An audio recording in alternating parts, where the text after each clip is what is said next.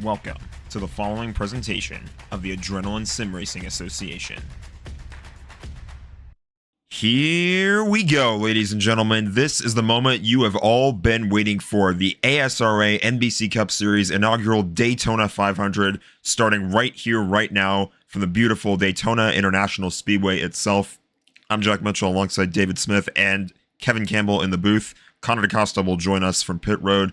Gentlemen, this is it. The start of the new season is upon us. How are we feeling? I'm feeling great. I mean, the duels, we saw a fantastic photo finish at the end of Duel 2. Duel 1 was clean. Duel 2 was exceptionally clean, surprisingly, with that tight finish. But yeah, I mean, it's going to be a lot of fun. First time seeing all 30 drivers on track at once. Dave, what do you think? Yeah, absolutely. A lot of great racing in the duels, both of them, to be honest. And that photo finish was amazing. But this is the big race that everybody's been waiting for. This is the big one, the big moneymaker that everybody wants to win. This one's going to be the most important to start the season. Absolutely. The Daytona 500 is the big fish. There's all kinds of special races that we're going to have throughout the course of this season. We don't know how special some of them will be just yet, too, because this is our first time with this series. But as we all know, Daytona 500, it's the big one. The crowd is completely packed under the lights here at Daytona. I mean, you couldn't ask for a better setting, honestly. Yeah, it doesn't get much better than this. All right, well, we've waited long enough to get these engines fired. Let's go down trackside as Felipe Henriquez delivers the command to fire engines. Ladies and gentlemen, it's the moment you've all been waiting for. Racers, start your engines! Engines have been fired here at Daytona. The cars are rolling off. Let's go ahead and take a look at our starting lineup for the Great American Race. Your Altitude Graphics Pole Award winner is the 21 of Roberto Crown Jr. He joins Duel 2 winner Henry Tabor on his outside. Next row, it's Eric Braxton in the 82 and Ryan New in the 40. Row 3, it's Landon Mills in the 23 and PJ Payne in the 8. Next up, it's Kevin Campbell in the 93 and Andrew Anderson in the 31. And in row 5, it's Jay Mack in the 24 and Tyson Gifford in the 91. Starting off 11th, we've got Felipe Henriquez and Brody Kupski. And then we've got Hannes Noreger and Ben Fior making up row 7. Row 8, we've got Blaze McKinney and Nicholas Michelini. Row 9, David Smith and Connor DaCosta. And rounding out row 10, we've got Anthony Foss and Alexander Schumacher. Working our way through the back of the field in row number 11 with the 51 Thomas Johnson and the 99 of Bryce Mann. Following them, we got the 1 of Jack Mitchell and the 27 of Chase Parent. Following them, Connor Hudson and Reese Kupski. Shazane Rana and Wyatt Hewling. And Wes Hayes and Blake Garcia make up the rest of the field here at Daytona.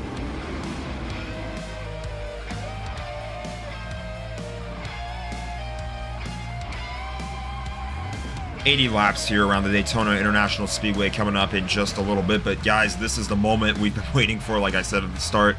All the cars rolling down the backstretch for the first time. It's not long now. Look at that majestic field rolling off of turn 4. 15 rows, 2 by 2. Jack, this is going to be a fun one. Yeah, it is, Kevin. I can't wait. The inaugural season just about to get started. We don't know what some of these guys have in store yet, but here we go. We're about to find out. Pace car dives off of turn 4. Roberto Crown Jr. leads them down into the restart zone. Green flag is in the air. We're racing in the Daytona 500.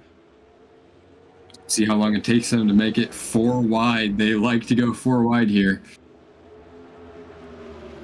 Already the 21 washing up to the high side of the track. The 82 of Eric Braxton is going to try and do something about that pretty quick. Braxton to the inside. Campbell pushing Landon Mills into that spot behind him. We'll have to see if Braxton washes up here on the exit. Saw a couple of cars going down to the inside lane as well. Looks like they're going to try to keep the momentum going up on that bottom lane. Campbell looking to make it 3 wide. Trying to make that bottom line work. Braxton goes down to block. 31 car got pretty close to the wall there. We'll have to see if he gets into it. No, I think he kept it out of it. Everybody keeping it clean so far through the first lap. Amble has a run to the inside of Braxton. We've got 3 wide for the race lead here on lap number 2 going into turn 1. Roberto Crown Jr. barely led that lap, but it looks like 93 car has the preferred line. The bottom line in those turns is the preferred line, so we'll have to keep that in mind as the race goes along. Amble already washing up the track. We'll see if he can keep it down. No, he dives to the top to try and block the momentum coming from up high. That third lane up by the wall is already starting to take shape and really trying to get going here. So early in the race, just on lap 2. Amble tried to go down and block J Mac, but he didn't get there in time. J Mac to the point, being pushed by Felipe Henriquez. Big push by Felipe Henriquez, who is going to send J Mac to the lead, but he washes up the track. J Mac is going to go back to the bottom, block the push for now from Tyson Gifford, but he's going to move up the track as well. That line doesn't have the momentum we would expect it to have, and they just wash up off of the bottom. Yeah, they do, and it's hurting them a little bit. But you know, that's the thing about this type of pack racing is as long as you don't lose the draft, you can work your way through the field. If you get to the bottom, you're gonna get all those runs, and you're gonna be in a good spot. Well, there's that, and every time one line lags back just a little bit, they get a huge run on exit of the next corner. As Gifford goes all the way to the top, Shaz goes all the way to the bottom from the top at the back of the pack. We'll have to see if he's able to work his way to the front. Yeah, keep your eye on that 04 car. He's going to be our tracker for this whole thing as Blaze McKinney goes to the lead, but David Smith on the bottom in the 15. He's working his way through here. He's being pushed by the 45 Mercedes of Anthony Foss. That's something that we'll have to keep an eye out for as well. A lot of manufacturer disparity in this series, as we pointed out a couple times during this duels. We've got 2 types of Chevys, 2 types of Toyotas, we've got Fords, we've got Mercedes AMGs, we've even got an Alfa Romeo in the pack, so a whole lot of manufacturer cars in this field. Very diverse, a couple European manufacturers. Sorry, Dave. Another thing I'm noticing right now, it's already so early in the race, but there's already so many position changes, not just for the lead. A lot of these cars that started farther back in the pack are already working their way through and getting up to the front. As now you can see, who is that, the 51? Thomas Johnson being pushed by Jack Mitchell and Reese Kupski. And what is this? On the inside lane, we've got Blake Garcia, who started in last today, already into the top 10, looking for the lead very soon. From 30th all the way to 3rd place in that inside lane there in the 07 car, the white and orange. Jack Mitchell going to go to the race lead here. City of LA flag on the hood of that number 1 car. That area has been dealing with some unfortunate wildfire incidents as of late. So Jack Mitchell, native of the city, trying to show some appreciation for all the firefighters who have been battling to contain everything. We appreciate all those first responders. Here goes Blake Garcia to the point, 30th to 1st. He made it work. He actually was running very well in his dual race, but bad pit strategy hung him out to dry, and he had no help. Yeah, with no crashes at all in those dual races, it was pit strategy that essentially decided it. That's why Roberto Crown Jr. won that race, because he was the first car on the pit road, and he timed it perfectly. And all those drivers are trying to keep it clean because they know in those dual races, if you crash, you start the Daytona 500 from the back. Although, as we've seen already a few times in the Daytona 500, if you're in it, you can win it. Connor Hudson going to go to the race lead here, but Shazam Rana, the guy I mentioned to keep an eye out on, as Dave mentioned that he went to the bottom of the track while he was in the back. He's now working his way up to the front and threatening for the lead. You're absolutely right, Jack. And for some reason, I don't know why, but they keep washing up, trying to block the high line, and then the bottom line just shoots past them. I think that has something to do with the backstretch. I feel like cars feel like they get a better run on the straightaways, on the flatter parts of the track too, like you see right there in the tri-oval of turn 4. That flat part where it transitions into the banking, you get a better run when you're on the outside and near the wall. The problem is, you get a better run in the banking when you're in the bottom, so... Wyatt Dueling briefly went to the race lead, but now Chase Parent has something to say about it. I think you're absolutely right, Jack. And the field just flipped. We've got the leaders from the start of the race in the back of the pack, and everyone who was in the back now up at the front.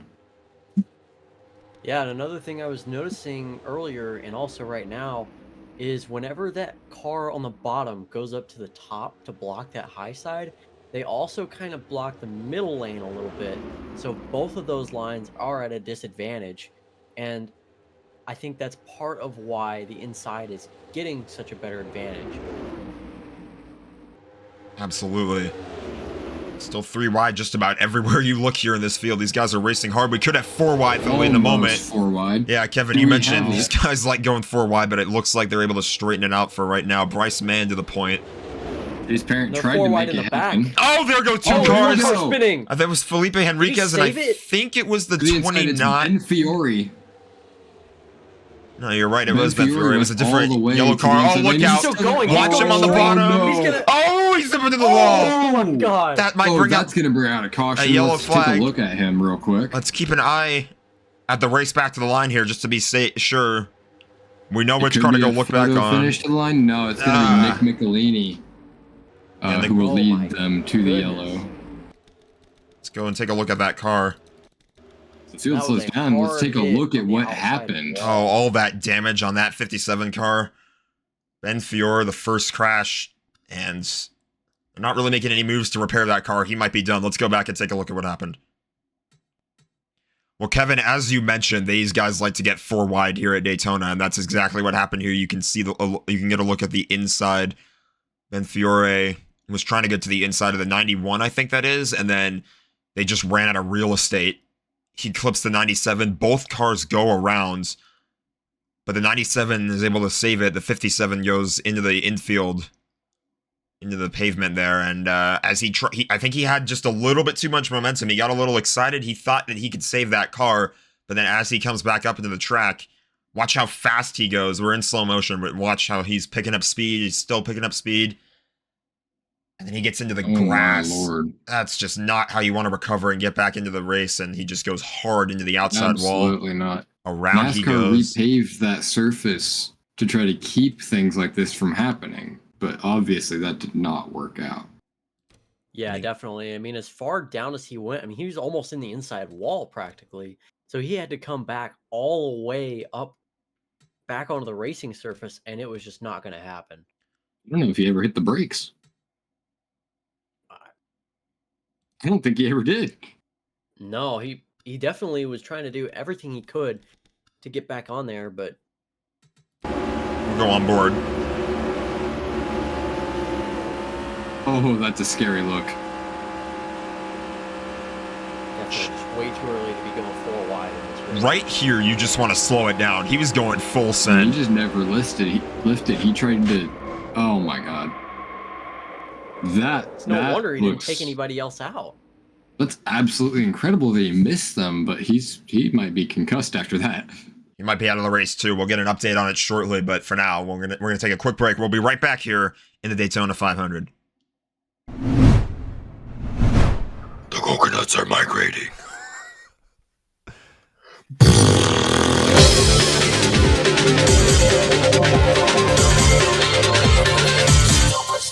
Not a real man unless you get up at 4 in the morning, 1 and 2 in the morning, go to work and work 70,000 hours. I want you guys to think with your underdeveloped frontal lobe for a second. War Thunder players do not have the object permanence of a shrimp. The Flag Time Podcast, the automotive service podcast where we talk a lot about not that. Audio episodes out on Spotify, Apple, and Amazon Music. Video episodes exclusively on Patreon.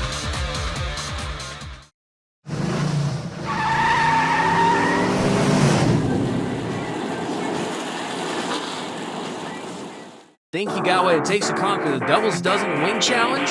12 wings smothered in our hottest sauce yet, all in under 8 minutes. But we all know Connor won't try it. Not because of the heat, but because, well, It's crazy. I mean, who eats wings without sauce? That's ridiculous. whatever your style, Sliders has you covered. Welcome back to the Daytona 500. We're still continuing here, but we're going to be down a car. Only 29 of 32 cars left. Connor DaCosta's on pit road. He's got an update on the 57 of Ben Fiore. Yeah, guys, by the sounds of it, Ben Fiore just had an issue with his toe link of his car. By the sounds of things, he just wasn't, ironically, able to turn right. And it didn't help him going into the corner, didn't help him, especially when he was going 4 wide. He had an issue previously in this race where he ran up into the wall, and once he went 4 wide, he was just in for the ride. Ben Fiore out of this race. Back up to you guys. Thank you, Connor. Tough break for that 57 car. Not the way you want to start your season, being the first and so far only car to pretty much crash out of the Daytona 500. This ticker will, I think, show us later on what happened to that car, but tough break for the Spikeball car. Yeah, that's rough and a very scary looking hit. Very lucky that no one else really got involved. So the cars have... Absolutely. Sorry, Dave. Yeah, no, I was just gonna say, very lucky indeed that nobody else got involved in that accident. But also, they were just way too aggressive on lap, 7 or 8? Like, it's an 80-lap race. You got a long ways to go still. Take it easy at least a little bit. Yeah, you're not wrong. We'll have to see what the field does now that they're going to be coming to a restart single file. I should mention, too, Nick Michelini was the leader, but the cars did come down pit road while we were taking a look at that replay. So the 40 car of Ryan New, who lost the second duel in the photo finish, he's going to be the leader as we get ready to go back to green.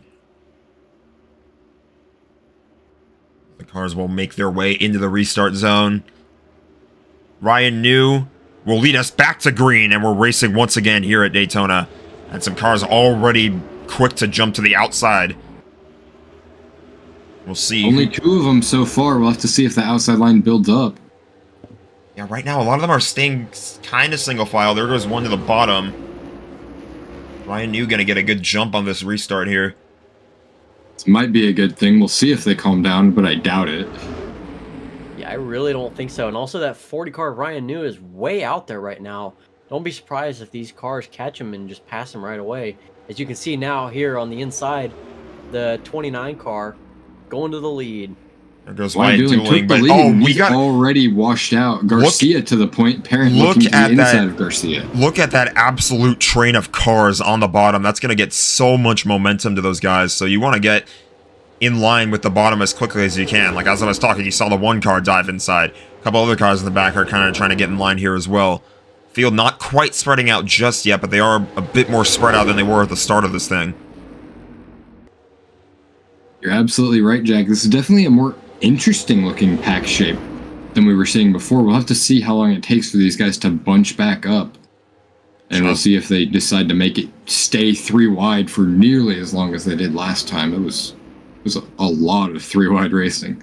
And here we go. They're starting to form up now. Yeah, here comes the 3 wide. That's going to let some of these guys in the back of the field start to catch up a little bit. Wes Hayes is going to go to the race lead for the time being, but as we know, it's basically been a carousel for the race lead, the way these guys have been battling. You're absolutely right, and looks like Anthony Foss should take the lead going into turn number 1 here on lap 16. Almost 4 wide for the race lead. I think we just about are 4 wide, but the 45 car is going to back out of it. The 11 will go with him to the top of the track. Roberto Crown Jr. takes the lead. Your pole sitter back in front for the time being, but Dave Smith looks like he wants to get in on this as well. Yeah, you were talking about that 4 wide, 29 of Wyatt dueling. Did look like he wanted to stick his nose in there and make it 4 wide, but he was very wise and chose not to. We got 2 cars pretty far behind the main pack. We'll have to see if they're able to keep the draft. And now they're not bunched up anymore. They might lose it here.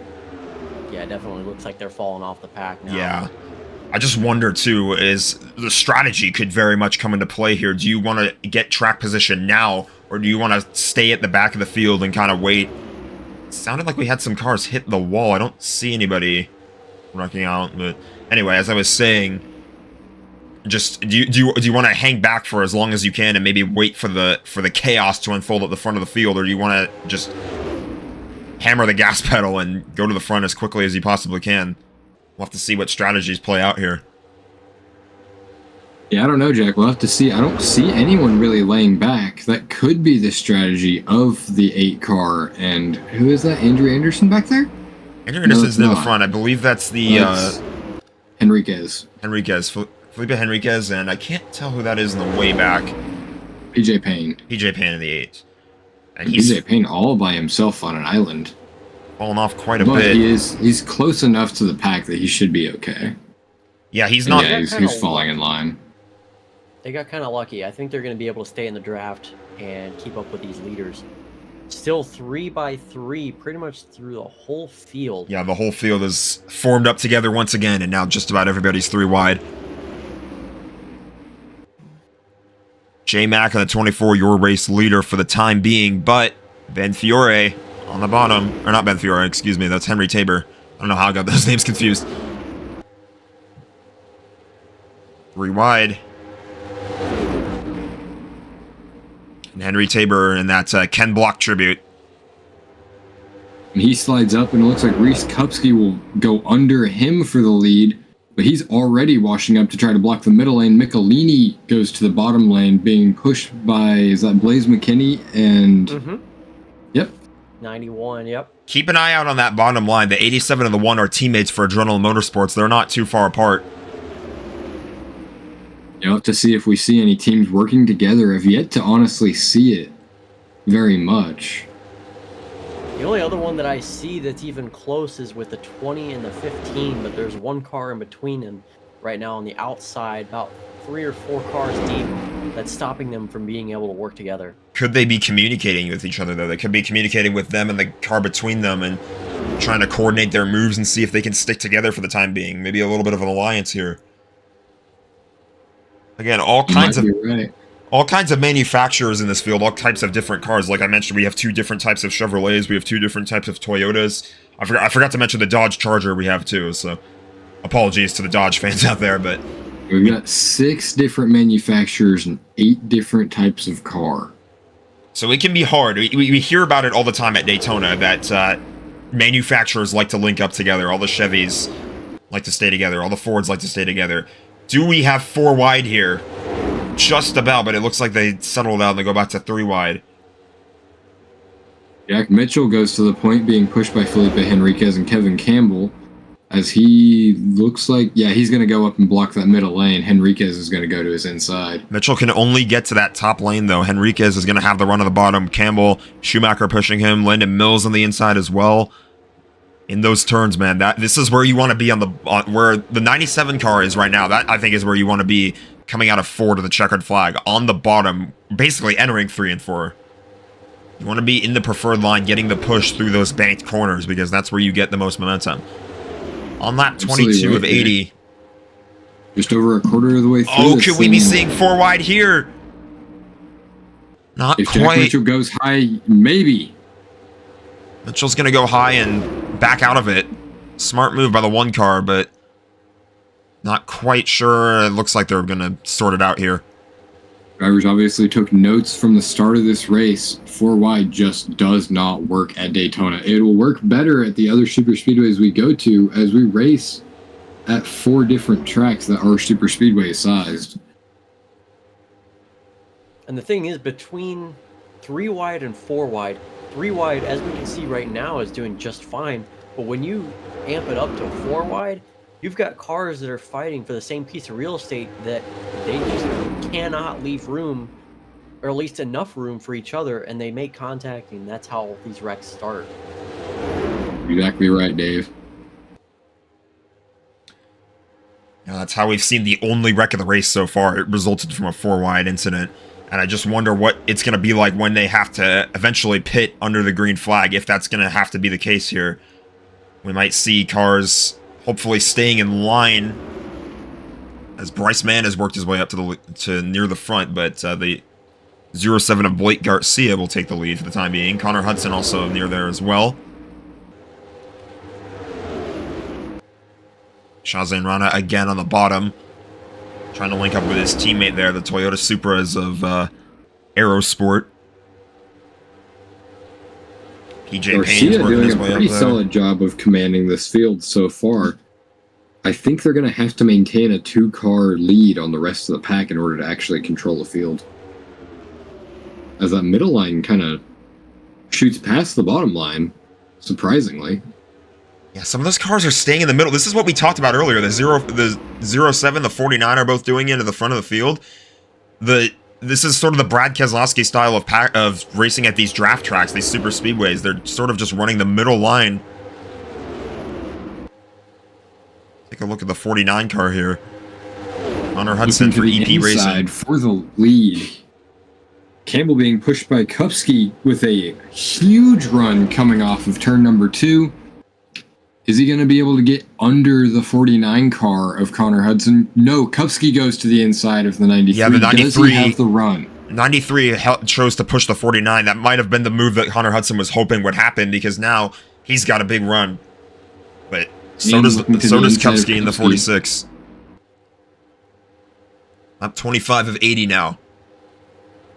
That's going to be completed. We're just about 4 wide for the lead. No, they settle out again. I'm on edge, man. Every time I'm seeing them just about to go 4 wide, that's when you're kind of sitting there going, oh boy. Hudson just about touched there coming off of turn 4. Yeah, they did. It was pretty close. Yeah, the Kupski looks like he might be washing. Hudson doing a nice job getting out of the way of Kupski. I believe that's PJ Payne in the 8 car. Going to work his way up near the front, but Kupski, does he block? Yes, he kind of does for the moment. He blocks He's got him. See if Kupski washes up on exit, and Payne's able to dive to his inside, and it looks like he goes up to block the middle line. Payne takes his quarter. Oh, man. Kupski's still blocking him, though. Kupski's doing a great job blocking, but now here comes the run from the 8, I think. Might be right, Jack. I'm amazed that Connor Hudson hasn't slipped further back into the pack. This is a little different from the dynamic we've been seeing throughout this race until now. Yeah, that top line is really working their way through this field on the high side of the track. They're kind of staying together. They're not really falling out of position like they have been over the course of this race. There hasn't really been that carousel effect, but I think that's also because you see the 91 back there of Tyson Gifford, the light green car on the top. He hasn't really been able to work his way to the bottom of the track. There are less cars to work with on that top line. Let me get closer with that 91 car, and you'll see there's less cars on that top, so the 87 car would be in his way if he tries to go to the bottom, so that's why that carousel effect isn't really there at the back of the field. Worth noting, at the front of the pack, the 8 and 93 cars are teammates on Eagle Motorsports. They're not in the same line, though. Reese Kupski. Yeah, but they're blocking both. That could help a team. Kupski is stopping them from being able to get together and really work together as a team. So I wonder if that's part of why we're starting to see all 3 lines kind of stagnant right now instead of changing positions so much as we saw early in the race. In with a run to the inside. We've got almost 3 wide for the lead. Kupski's not going to be able to block here. Let's see what they do. Yeah, Kupski won't get the block in time this time. The 8 car of PJ Payne to the inside of the 46 of Reese Kupski. It's a big push through turn 4 by Wes Hayes. Oh, but Kupski got a huge run on the backstretch, too. And he doesn't have to go all the way to the top. Well, he can't go all the way to the top because Connor Hudson's in the way. And it looks like line's got a huge run on the back. It looks like the 46 car is going to hold on to the race lead for the time being. He got a huge run from Kevin Campbell in the backstretch. I think this is the first time we've had sustained leaders so far today. Here 30 laps into this 80-lap Daytona 500 for the ASRA NBC Cup Series.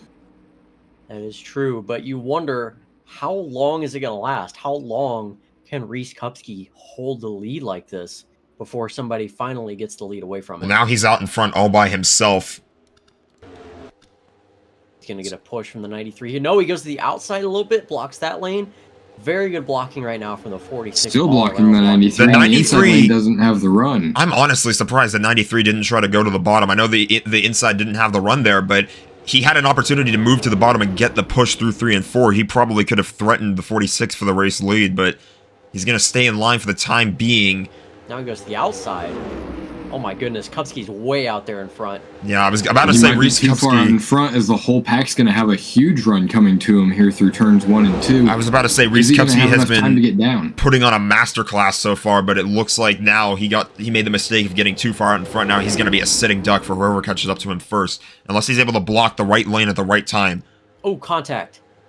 Contact between the 68 and the 8. Oh, the 68. Off of turn 2. Alexander no, Into the Schumacher. inside Schumacher. for the lead. What a pass. The 68 of Alexander Schumacher. But he has But no now help. he's far too out in front. Unless He can get gets up in to that front of outside. Kupski. I don't think he's And got now he's enough got help. Now Campbell here to the goes bottom. the 93 of Kevin Campbell, the Coast Guard Ford Mustang. Gonna give him a bit of a push. And it looked like Schumacher led that lap by just a fender length over the 46 of Reese Kupski. It looks like the 46 is finally.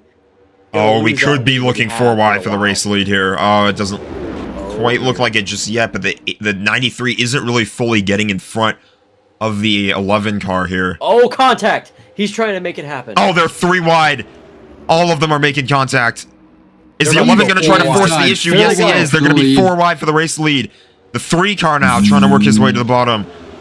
We'll see what happens here. It looks like it worked out. We're back to 3 wide again for the lead. What a Campbell in the move. middle, Hayes on the bottom, and Schumacher up top. Hayes goes to the point with a massive push from Shazane Rana. What a move by He Wes goes up to Hayes the top. to work his way to the lead of the pack, but he washes up again, and now Shazane Rana's going to have something to say about this. See, Anthony Foss is able to move Shaz up the track and get inside of him, and up goes Shaz, and to the bottom goes Foss. Does he have the run into turn 3? Anthony Foss getting a push from Wyatt Dooling. Dave Smith is up here. There's some teammates linking up. The 15 and the 20 are together. As well Just as like the we were talking 93. about earlier, they were separated, but now that they're together, they're pushing that inside line to the lead. And that 46 of Reese Kupski, now that he's not out front, being able to block all 3 lanes like he was, you're starting to see that carousel effect like we had at the beginning of the race, where everybody was just rapidly changing positions, as now you'll see the 15 and the 20 taking the lead on the bottom lane. The 15, though, already looks like he's getting ready to go high, though, as they get ready to go to down the backstretch. Got to keep an eye on that. Do they stay together? No, they do not. Dave Smith No, goes they to the don't. top. Brody Kupski has all kinds of space on the bottom, and he can cruise to the lead from the time being, but... The line's got a huge run into 3, but the bottom line has so much speed. And Kupski edges out both cars with a huge push from Hannes Noreger as Kupski goes all the way to the top. Oh, man. And he stays in front of those top 2 lines, but Noreger now has room on the bottom. Michelini now on the bottom. He has something to say about it. Do we get 4 wide? No. Not quite. Almost. It was close. They thought about it. They get together, though. Some guys near the back of the field to keep an eye out on. Felipe Henriquez, he's been near the front of the field for some of this race, but he's dropped back as well. I also noticed the 1 of Jack Mitchell was kind of hanging back on the top side, but he just found his way to the bottom. Keep an eye on the 1, the 24, the 43 as well, the 21, the 2 front row cars slowly starting to work their way back up to the front of the field. Eric Braxton in position to take the lead away from Ryan New at the front. Something that might be worth taking note of, pit strategy. It's been close to 30 laps since any cars have been down to pit road. I'll have to figure out exactly what the fuel mileage is, but I think it's somewhere in the range of 30 laps. Yeah, I think Connor DaCosta down on pit road has been talking to crew chiefs. Connor, you got anything for us? Yeah, we're getting really close to that time. You guys were actually right on cue. I think we're not going to see any more than 5 laps before we see anyone come down pit lane here. But at the same time, I mean, I wouldn't be surprised if we see maybe some teams take a gamble, go two tires and a splash fuel. But we'll see here. We'll see how it goes. Back up to you guys. Let's see if anyone is banking on a caution coming out. The way they're racing right now, too, I'm not sure. I wouldn't be surprised if we do end up seeing another yellow flag. Tyson Gifford has worked his way back up to the front of the field, but Blaze McKinney's there. Another thing, too, especially with that caution that we had early, some drivers may have been able to save some fuel, and I'm wondering if they're going to try to stretch this out to at least the lap 40 mark so they can get to halfway and then fill it full of fuel and hopefully may just make it to the end on 1 stop if they're lucky. And I think that's another reason that we're seeing all this changing position, is that nobody wants to be out front wasting all that fuel. I think you're exactly right, Dave. 40 car jumping way out in front. There's a bit of a push, though, on the bottom. 2 Chevrolet Impalas, not teammates, That's something that might confuse us a little bit over the course of the season, but the 21 of Roberto Crown Jr. running a Chevrolet Impala, but he is not a teammate of the other 3 that are a part of Adrenaline Motorsports, those being the 1 of Jack Mitchell, the 87 of Blaze McKinney, and the 99 of Bryce Mann. McKinney, speaking of which, is going to go to the point here.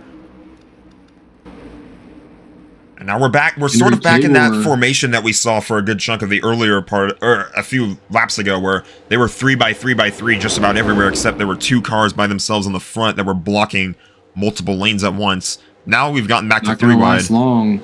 Tabor with a huge run through the tri-oval into turn number 1, but through the corner, I think the high line's going to get a huge run on exit.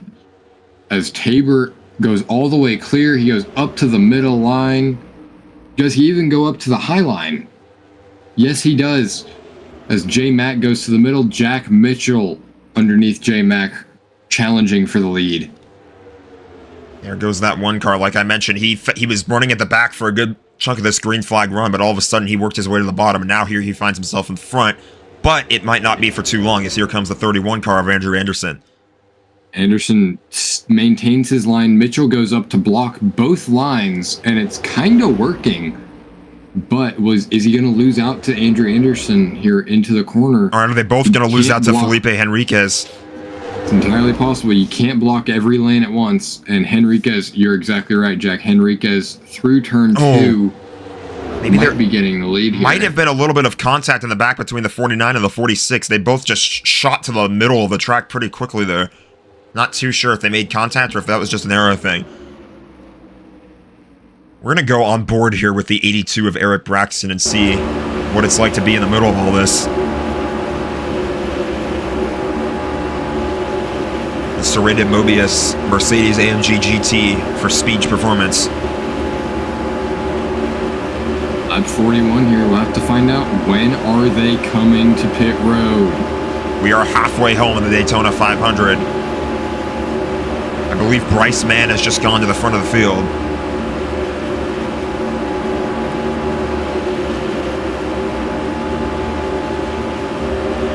I think you're right, Jack.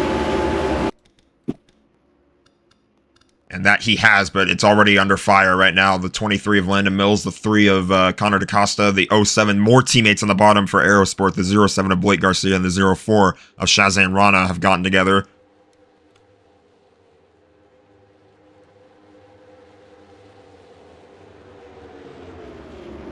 The high line looks like it. No, the middle line looks like it's got the most momentum through the tri-oval this time. The 3 car, yeah, he goes way up the track. I'm not sure he really needed to do that there, though. I feel like he could have maintained his run on the bottom, but the 07 now is going to go to the lead. We'll see how long the teammates stick together. Kevin Campbell's already there on the inside. Campbell also has his teammate with him in PJ Payne. And then Brody Kupski and Dave Smith are also together in the back of the pack. Right as you were saying that, Brody Kupski worked his way to the inside, into the middle. Blake Garcia watches up. Here comes the 04. Oh, the 07 probably wanted to block. Did not make it work. He tried, but the door was closed pretty quick. Are we 4 wide here? Just about. Oh, there might have been contact. The 23 tried to work his way low, but the 04 got in the way. But they hold on to it. Campbell is already washing up the track. Payne giving him a push, and yep, up he goes. Payne going to be on the inside. 2 Eagle Motorsports teammates here at the front of this pack. The high line is 2 teammates, however, worth paying attention to for sure. Absolutely. We'll see how long they stick together. It looks like all 3 lines are just about as even as they can possibly be. Sold out crowd here at Daytona. Absolutely gorgeous night at the World Center of Racing. And these surprisingly clean. Yeah, these fans, I'd say these fans are definitely getting their money's worth so far. We've had 1 single car incident, so it hasn't been a perfectly clean race, but other than that, these guys are doing a pretty good job keeping their noses clean, having some good pack racing out in front. Exactly notice right. You're going down the backstretch, just how much of a run that outside lane can get. But then when you go through the corners, the inside just makes it all up. As now, going to the Campbell inside, goes back down to the bottom. Oh, the 11 we car might be washed up a getting little four wide bit. in the middle of the pack. We do get 4 wide. 4 wide, we got here come the pit stop. We stops. come to pit road. Cars on their way to pit road. Connor? Yeah, guys, they're starting to make their way down into pit road here. Looks like a few guys getting 4 tires actually here, trying to make it the rest of the way. We'll see how it goes. That's the 93 of Kevin Campbell that is coming into his box here. We'll see how quickly his pit crew can get him back out there. I know I saw Alexander Schumacher out there in pit road. We'll see if he takes 4 tires or 2. Yep, 4 tires for Kevin Campbell. And a full tank of gas. They're going to try and make it the rest of the way here. I think these guys are probably the scapegoats for the rest of the field. We'll see how quickly the rest of the guys come back in. Guys? Oh, the 68 barely caught up to that 93. That was close off of pit road. But the 93, we'll have to keep that in mind. Kevin Campbell is the first car off of pit road. So now we'll see where the rest of the pack is at. But they might be too isolated and too sparse. Oh, yeah, a whole lot of cars just came down pit road during all of that. So 2 Eagle Motorsports teammates so far. Right now, the 07 is currently being scored as the race leader. Let's see if we can find him. There's Shazan Rana. Cars just pitted right there, and it looks like most of them took 4 tires. A couple took 2. If they can get organized, they're gonna be hauling. Here come a whole bunch of takers here. This might be the last group of pit stops. There you can see the 93 going by on the screen. We'll keep an eye on who's being scored the leader, but we'll follow the 07. Connor, it might be the last cars who are able to make it on fuel here. We're going to be pushing it towards the end of this race. Connor, you got anything on the 07? Yeah, it will be a little bit of a push, but I think they should be able to make it for the rest of the way, especially the 07 here. I think it'll be close, but I think that if they keep running the way they've been running, keeping in that draft, they should be in the clear here, Kevin. Thank you, Connor. You see the 99 and the 1 teammates there. The 1 got out of his pit stall right as the 99 did, and he had to slow down a little bit there, so little miscommunication on pit road. Let's go ahead and find... Came out together, though. They did. Let's go ahead and find the 51. There's Thomas Johnson. He's coming to pit road, too. I think he's the last one because I saw them the last time around, and he was the only one that stayed out. So this should be it. And then after that, I think, more than likely, all of these cars can make it to the end on fuel. All those cars on the inside of the ones right, Davis. That was close. That was very, very scary. A whole bunch of cars got together. They had to try to work their way around a car that was around the 91 of Tyson Gifford. He was on his way off of pit road. Oh, that got close too. Henry Tabor, Nick Michelini. Next thing we'll have to see is, will Blaze McKinney hold on to his lead for the duration of the rest of this race? And will this pack actually get back formed up without a caution? Trying to find out where McKinney is because he just dropped way down the timing tower.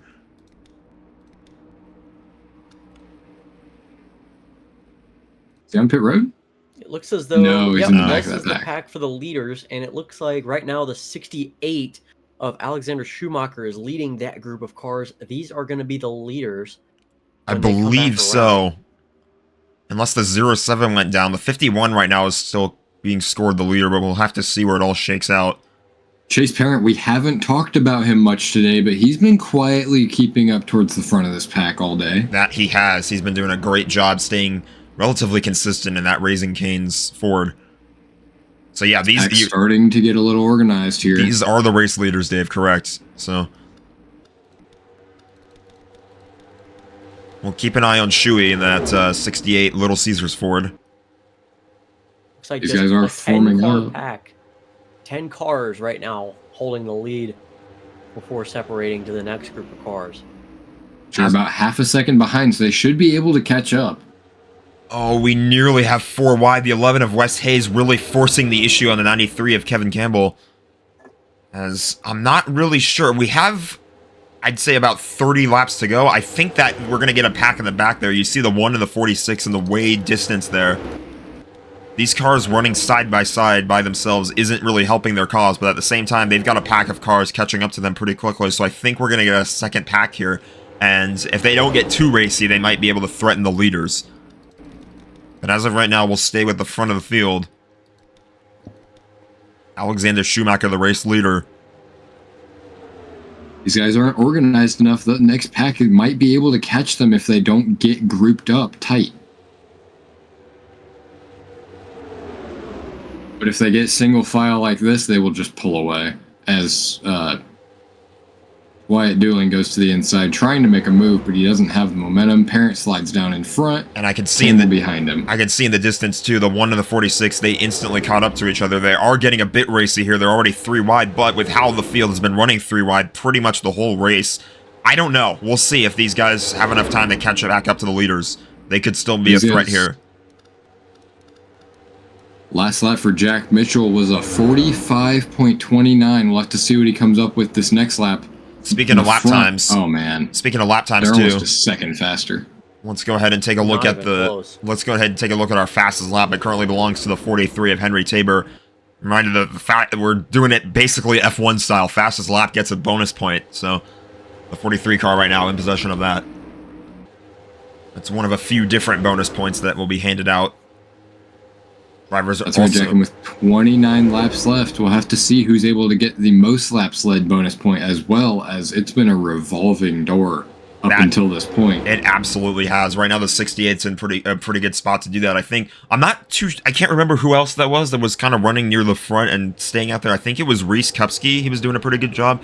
Yes, it was. Yeah. Adrenaline Motorsports teammates are here. The 88 and the 99, sorry, the 87 are working together on the bottom, although the 99 is gonna go up the track. And now these guys are gonna go 3 wide. That could hurt this lap time. Can't quite tell. Yeah, that second pack in the back is just getting super racy. They're 3x3.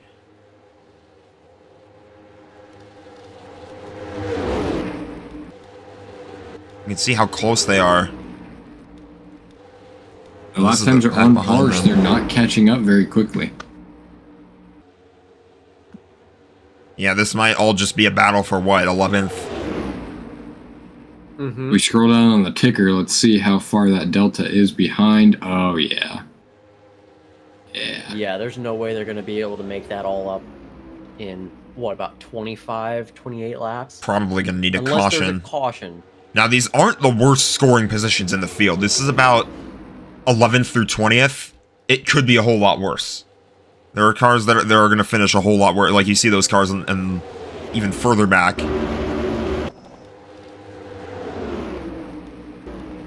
Pack led by Brody Kupski right here.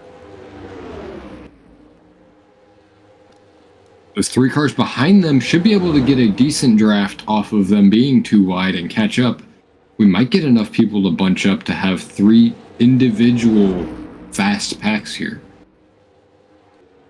But they look close enough to each other, they might be able to do something with it, as these guys are getting spread out. Yeah, this front pack right now has gotten completely spread out.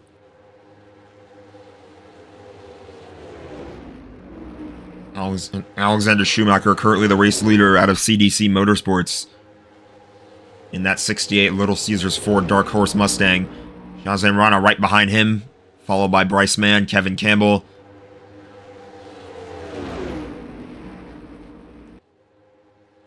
4 cars in a straight line, that will make it fast as Mann goes to the inside. I don't know if this is the move from Bryce Mann right here, guys. I feel like he should just be trying to stay in line. Campbell might be able to get to his outside, but Campbell goes a little too high. He's not going to have the push from behind that he wants. Is he going to slide down in front of Parent in time? Yes, he does. And Parent goes to his inside. Yeah, that gap between the second pack is just getting further and further and further. So I feel like this right here is going to be our battle for the win. These guys are going to be who decide the race. And that also brings in the question, do we end up getting lap traffic? I don't know if we will, because the field is sort of still split into 3. But man, it's going to be tough. I'm not thinking so, Jack, because I don't see any cars in front of these guys for a while. Yeah, and I don't think they will, because the last cars back here are still bunched up. There's nobody on their own. You've got these 3 cars. You've got these 3 cars, J Mac, Roberto Crown Jr., and David Smith all together by themselves, sort of just on their own little island. And then you've got this pack right here, led by Ryan New, Brody Kupski's up here, Connor DaCosta's here, PJ Payne, Eric Braxton, Thomas Johnson. And then you've got this next pack up here. About 10 cars here. Battling for about mid-pack positions here. And this is the closest pack back to the leaders. And like I said, that if they got too racy, they probably weren't going to catch up to the front. And they did absorb the two cars. Jack Mitchell and Reese Kupski, excuse me, were by themselves. The backpack does seem to be gaining on these guys a little bit, but I don't know. It just might not be enough. Go back to the front here. Looks like Chase Parent has taken over the race lead. And they're 3 wide.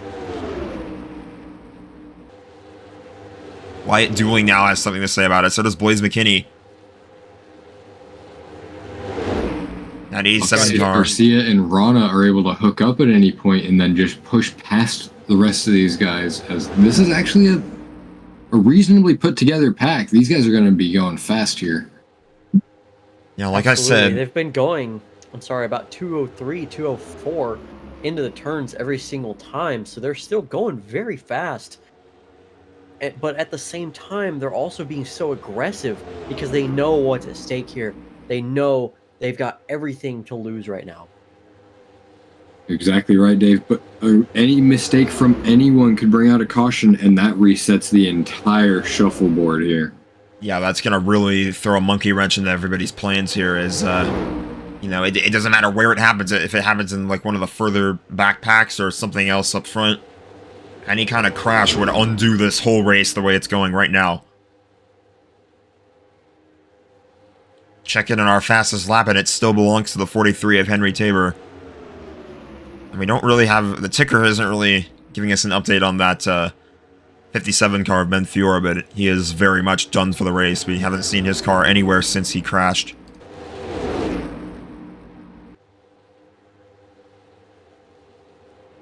You're right, Jack. Garcia tries to get down in front of Shuey to block, but he didn't get there in time. And the 87 just get into the wall? I couldn't tell there. I thought he maybe grazed it just a little bit, but I think it looks pretty clean on the side of that car. HendrickCars.com, Chevy Impala of Blaze McKinney. It looked to me like he came pretty close, but I think he's going to be okay. That was the first time. Way through this race now. That was the first time in a while that I could see that second pack. They could be gaining a little bit. Oh, no, they're not. The lap times have gone down. They're all like 8 seconds off, so no, maybe not. Now that gap is growing. This pack is too fast. Yeah, it is these 10 cars. As this race stands right now, it's these 10 cars battling for the win, and this is, honestly, it's a pretty historic moment here in the history of the ASRA NBC Cup Series. You're trying to win the first race in series history, the first points-paying race, the first Daytona 500. All these drivers know exactly what's at stake here. This is exactly how you right, see Jack. it in the way they're racing too, just from how aggressive they've been. Even still, with just 20 laps to go, I mean, they've still got a little ways before they get to the checkered flag, so they still have to take it easy. But they know that this is theirs to win. Exactly right, but something worth noting, a win does not lock you into the chase for the ASRA NBC Cup Series. Yeah, that's something else. It's going to be set entirely by points, and then as for points, you can get a bonus point for leading a lap. You get 2 bonus points if you lead the most laps, and then also, as we've talked about a few times now, you get 1 bonus point for setting the fastest lap during the race. Exactly, so that's and only points other than that are going to come from the finishing results. Other than that, we don't have anything like playoff points or etc. This is just going to be whoever has the most points at the end of the season. Those drivers are going to lock themselves into the chase. But it is not win and you're in. So you're gonna whoever finishes the job here tonight and wins the Daytona 500 is going to have to try and stay consistent throughout the rest of the regular season. Let's take a look at this backpack here. And they haven't really. They're finally doing the right thing, pretty organized, but they're not as fast as the leaders. They're a couple miles an hour slower, it seems. It took them, tri-oval. It took them a little while to get organized, but now that they are, it's just... I don't really know. I don't really know if they have enough time. This might be too little too late, and going 3 wide like this in 2 different lanes certainly doesn't help their cause. It's one thing to be 3x3 just about everywhere else in the field, but when you're 3x3 and you're kind of by yourself, This pack is just, you see this pack is just by themselves. They don't have like all that traffic in front of them or around them or behind them. It's just, you don't get as fast of a run, and going 3 wide like this only hurts. Exactly right, Jack. The only people them going 3 wide helps is the cars behind if they're close enough to catch a draft, which they might be soon.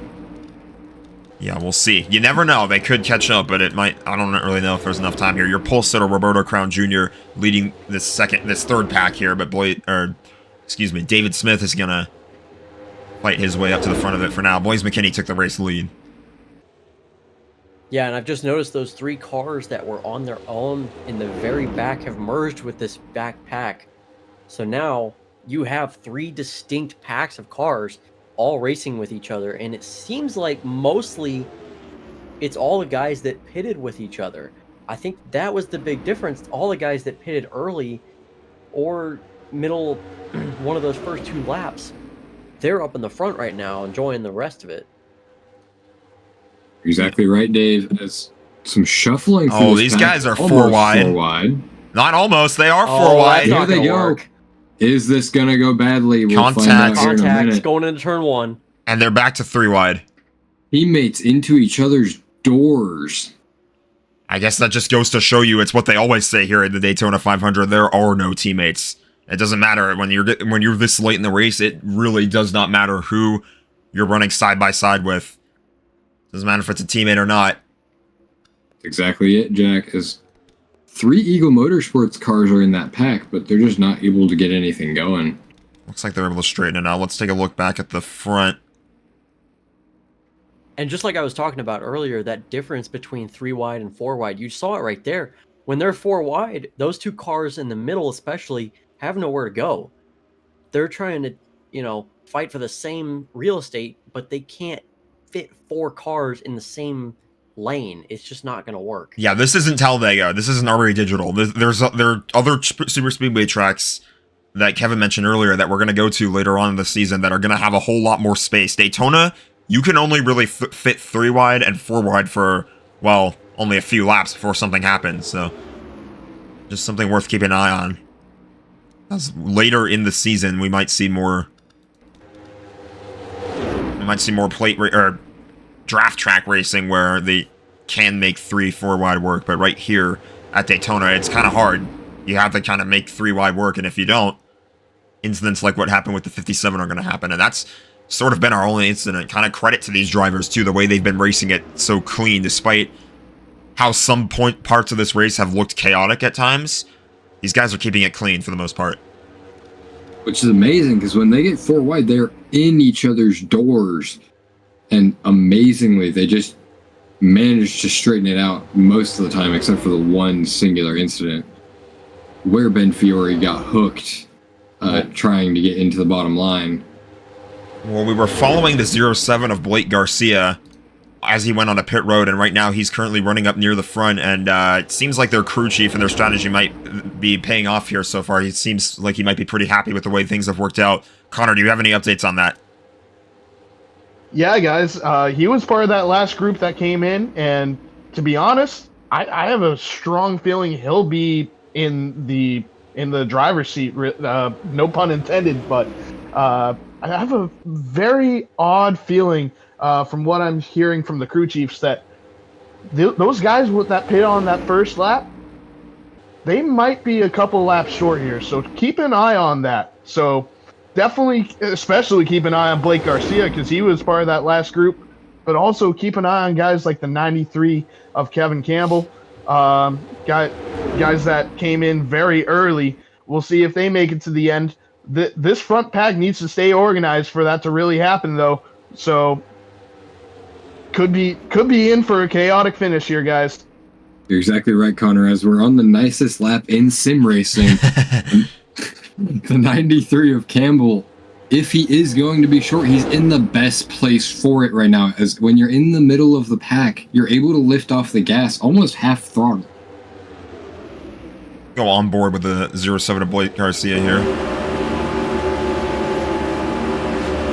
Another point, too, we had that early caution about 10 laps into the race, so that helped a lot of drivers be able to save fuel and get to that 40 lap mark But if the fuel window is less than 40 laps, there's a good chance that some of these guys, especially that pitted early, might not make it. So you don't really know. There's a lot of uncertainty with all of these drivers right now, wondering, do we have enough fuel to make it to the end? Some of them don't feel confident right now. Yeah, that might be worth noting here because with it's still 10 laps to go right here from this point forward. We're going to be on lap 71. There is just, you never know. These guys could run out of fuel in the last second, and we could see a race where everybody's rushing to pit road at the very end of it. Alexander Schumacher has gone back in front. Pretty consistent, solid race right now. If I were to pick my number one driver of the race so far, it would have to be the 68 car. I think he's been running really consistently. He's been up front for a good chunk of the race. Don't sleep on that 87 of Blaze McKinney, though. He's also done a great job staying out in front here.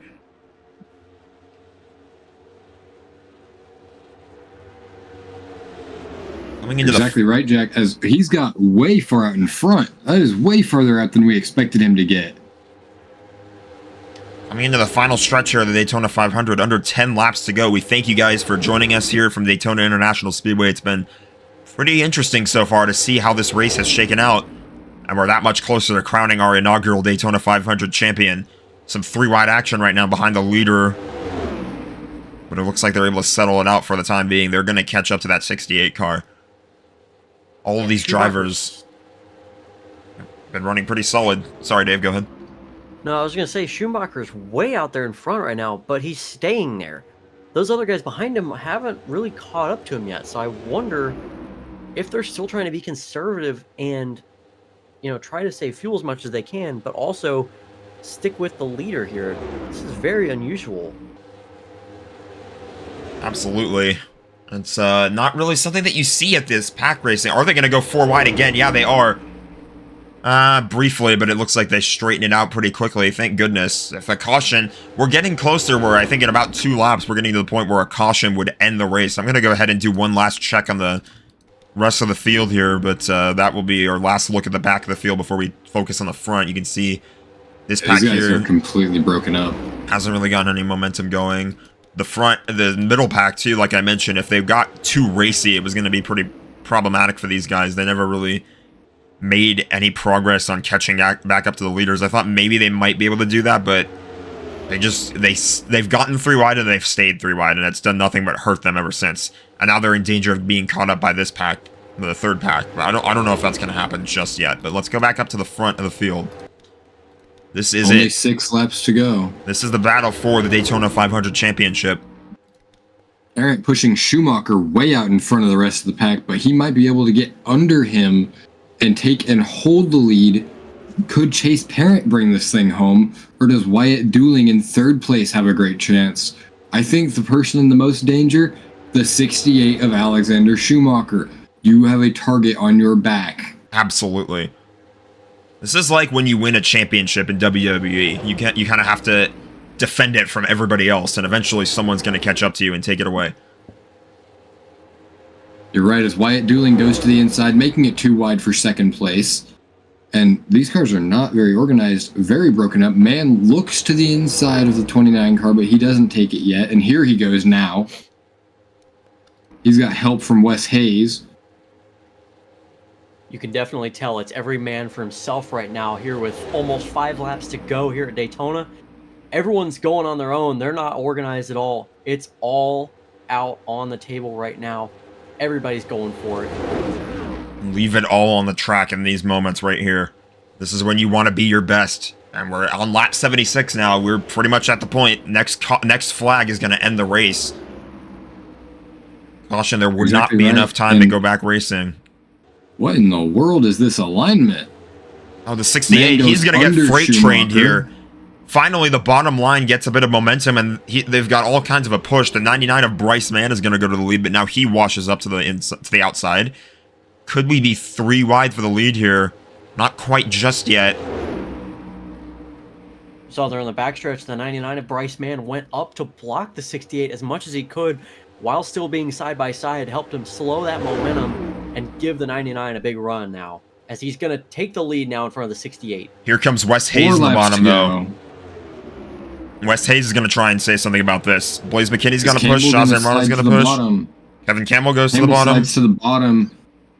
He'll be that third car in the line. As Shazam Rana got 2 tires on the apron there. As McKinney goes up to block.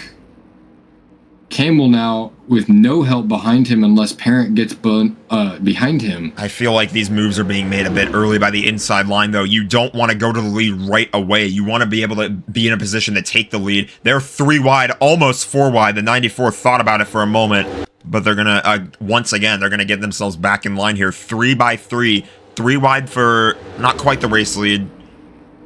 Only a few laps to go here in the Daytona 500. Who's going to come out on top of it? Right now, West Hayes is being scored the race leader, but Shazam Rana in second. Campbell way looking on the inside as we might get 4 wide here for the win. 3 wide, Campbell on the bottom, Rana in the middle, and Hayes up top.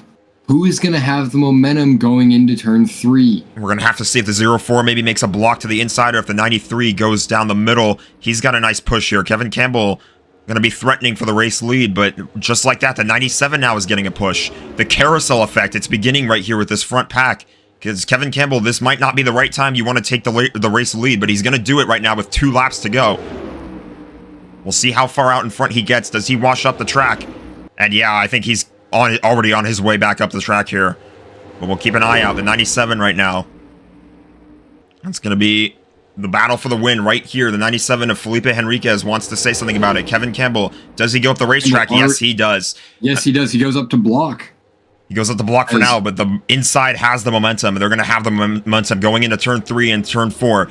And yeah, there goes the 97 car to the inside. Kevin Campbell tried to block, but he could not make it work. This is going to be it. They're coming into 3 and turn 4 for the last time. Down the tri-oval.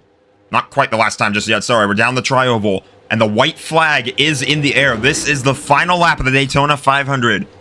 Felipe Henriquez in front. Kevin Campbell on the outside. Doesn't really have any help, though. And here comes the inside. Are they going to try and force their way in? Yeah, Alexander Schumacher, he's got the run. The 97 washes up the track. Keep your eye on Bryce Mann going into turn number 3. Yeah, watch out. Bryce Mann's going to have the bottom. The 68 washes up the track here. 97, 68. We could be 3 wide for the win in the Daytona 500. Bryce Mann really forcing the issue, and he's got a push from his teammate, Blaze McKinney, on the bottom. Does the 87 maybe have something to say about it? Is he going to get there? 3 wide, for the win in the Daytona 500. Who's it going to be? To the checkered flag. Bryce Mann wins the Daytona 500. What a finish. For the clash. The winner for the Daytona 500. Congratulations, Bryce Mann and Adrenaline Motorsports. Great teamwork there by the 99 and the 87 there. Blaze McKinney being able to push his teammate to the win. First and third place for Adrenaline Motorsports, and what a way to do it. Fantastic showing out of Adrenaline Motorsports. Jack Mitchell, too, the other car on that team, didn't get too bad of a finish either. He finishes 12th, but man, Bryce Mann doing a fantastic job in that Energizer Chevrolet Impala. Started on pole in the clash.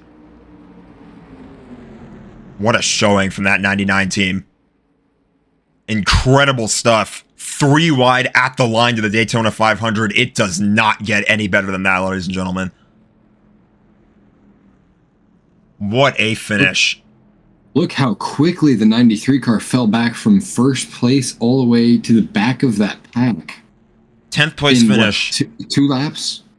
10th place finish for Kevin Campbell, though. Not a bad showing from that Eagle Motorsports Ford.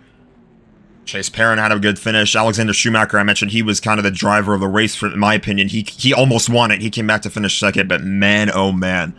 That was entertaining. We're going to go ahead and take a look at a replay. Race. We're going to go ahead and take a look at the replay here of the finish. Let's see how the Daytona 500 played out. Going to get a slow-mo shot here of these cars coming back to the line. You saw the 87 push the 99 for about as long as he needed to until the 9 washed up the track. But Blaze McKinney, or the 99 washed up the track. But Blaze McKinney, I think at the last second, he kind of realized, maybe I've got a shot here. And he really started forcing the issue. That's how close it was. What a showing from those cars here from Adrenaline Motorsports. And it's going to go back here and watch the full final lap or at least coming off the backstretch here.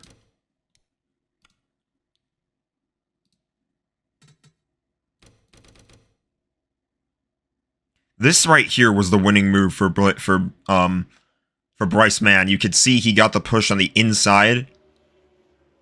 The 68 car washed up the track and he couldn't really hold the line on the inside, on the middle. We had been talking about it all race. That inside line was the advantage through the corners, and Bryce Mann used that perfectly with help from his teammate Blaze McKinney, as well as the 68 not getting as good of a push in the middle lane and on the outside to help push him to the win.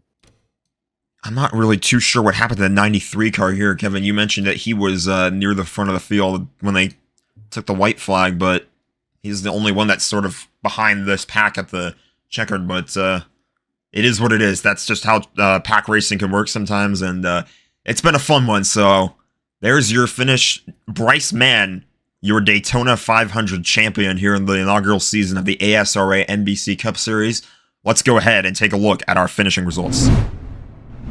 Your finishing results in the Daytona 500. Bryce Mann, your winner. Alexander Schumacher in second. Blaze McKinney third. Wyatt Dueling, Felipe Henriquez, Wes Hayes, Chase Parent, Blake Garcia, Shazane Rana, and Kevin Campbell round out the top 10.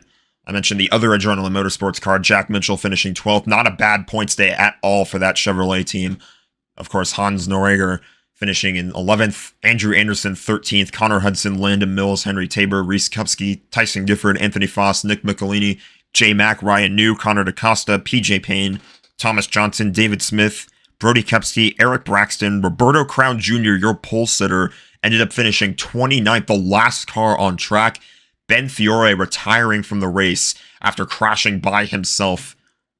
Not really sure still what happened with that car, but we'll see what comes of that 57 team and how they can respond. So, gentlemen, that's the Daytona 500. Incredible stuff to start the season. Absolutely. A race absolutely marked by pit strategy. That was crucial. This race was absolutely won by pitting at the right time with the right group and then playing your cards and not showing your hand too soon before the checkered flag. Right, Dave? Yeah, absolutely. You pretty much summed it up perfectly, and what a great way to set the tone for the rest of the season with a fantastic Daytona 500. I don't know how it's going to get better than this. Yeah, I don't know, but we're looking forward to Auto Club next race. Yeah, that was really, really, really fun. Great way to set the tone for the season. But ladies and gentlemen, that is going to do... Actually, really quickly, before we do, Connor DaCosta, any final thoughts? I'm just very, very shocked at how much pit strategy played a factor into this race. Even as the pit reporter, I was still surprised just by how separated everyone wound up being after the pit cycle was through. But end of the day, it's the guys that you knew were going to be up front, finished up front, and that's all they got to say about that one. All right, here are your points after the Daytona 500. Bryce Mann and Alexander Schumacher are actually tied for the points lead. Both of them have 31 points each. That'll be very interesting as we go into Auto Club for the next race. Blaze McKinney in third, Wyatt Dueling fourth, followed by Felipe Henriquez, Wes Hayes, Chase Parent, Blake Garcia, Shazan Rana, and Kevin Campbell to round out the top 10. Then you got Jack Mitchell, Hannes Noreger, Andrew Anderson, Connor Hudson, Landon Mills, Henry Tabor, Reese Kupski, Tyson Gifford, Anthony Foss, and Nick Michelini in the top 20. Lastly, it's J Mack, Ryan New, Connor DaCosta, PJ Payne, Thomas Johnson, David Smith, Brody Kepsky, and Roberto Crown Jr., followed by Eric Braxton and Ben Fiore. So the pole sitter for the Daytona 500, Roberto Crown Jr., not exactly in the greatest spot after the Daytona 500. Definitely fallen a whole way back here to start the season. He's going to have a lot of ground that he's going to need to make up pretty quickly next week. All right, ladies and gentlemen, that is going to do it for this one. If you guys liked what you saw, please hit the like button, subscribe to the channel. We've got a full season of the ASRA NBC Cup Series headed your way. We'll be at the Auto Club Speedway next week for the SoCal 400 powered by McDonald's, so we hope to see you guys there. But in the meantime, like the video, subscribe to the channel, share with your friends. Follow us on social media at both X and Instagram at ASRA Sim Racing. Also join our Discord. You can find the link in the description below. But that, ladies and gentlemen, is going to do it. Thank you very much for watching. We'll see you next time. Thank you for watching this presentation of the Adrenaline Sim Racing Association.